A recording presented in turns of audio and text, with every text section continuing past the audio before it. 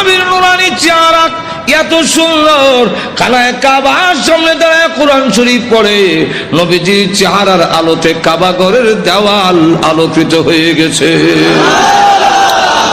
না, এই সুন্দর চেহারার লোক কোনোদিন পাগল হতে পারে না।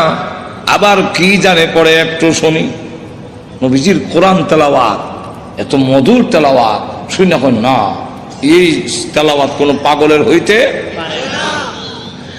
والشمس وضحاها والقمر إذا تلاها والنهار إذا جلاها والليل إذا يغشاها।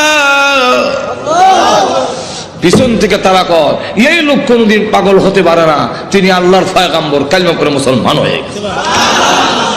তো উম্মে জামিল সে বদনাম করে আল্লাহর নবীর বিরুদ্ধে এবং লাকড়ি এনে প্রতিবন্ধকতা সৃষ্টি করে, যখন বাধা দেয় এই অবস্থায় আল্লাহ রাব্বুল আলামিন বলেন আবু লাহাবের স্ত্রীও জাহান্নামের ভিতরে প্রবেশ করবে, যেই